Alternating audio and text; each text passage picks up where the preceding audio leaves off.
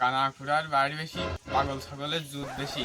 মুরব্বীদের মুখে শুনেছি, বাংলাদেশে জন্মে আবার তা নিজের চোখে দেখেছি।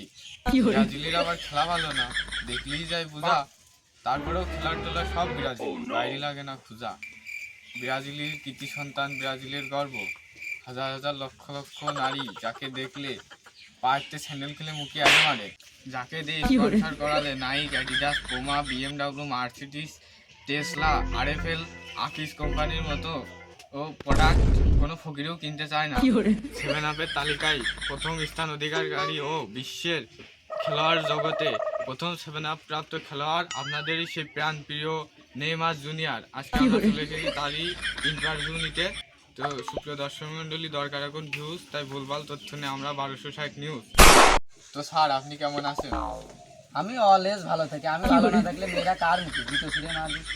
তো স্যার, আপনি ভালো না থাকলে আপনার মুখেই মেয়েরা জুতো ছুঁড়ে মারতে পারবে না কেন? বুঝলাম না বিষয়টা। কারণ এতে সবাই জানে আমার মুখে জুতো না মারলে মেয়ে মানুষের মানসিক শান্তি হয় না। ও, পাগলের সুখ মনে হয়। তো স্যার, আপনার অরিজিনাল নাম কি?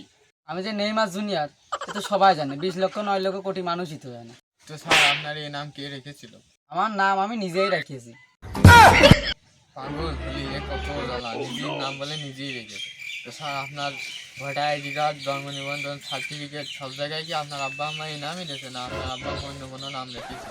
সেই নামটা কি আমাদের বলেন? ও, এই নাম? তাহলে ক্যামেরা বন্ধ করেন, আমি করছি। ক্যামেরাম্যান। আমার আব্বা মা আমার নাম রাখিয়েছিল একাব্বার হোসেন কুতুবুদ্দিন পেকো, ওরফে সাদিয়া। আমি ছিলাম এক এলাকা ছোট। আমার মা ইন্তকাল করে, এই জন্যই দুটি মিলে আমার নাম রেখেছি নেইমার জুনিয়র। একটা কথা, নিজের নাম বলে নিজেই রেখেছে। তো স্যার, এই যে গরমের জ্বালায় আমি চিকুন চাকুন মানুষ ভেবে ইয়ে যাচ্ছি, তো আপনি এই গন্ডারের মতো মোটা চামড়ার জ্যাকেট 10 তলার ফুটপাতের নিচের থেকে কিনা এ কি করতে পেরে আপনাকে খুব ভালো দেখাচ্ছে। What is this footpath? এটা তো আমার নাইকির থেকে স্পন্সর করেছে, যে নেইমার এখানে পড়ে যাবে।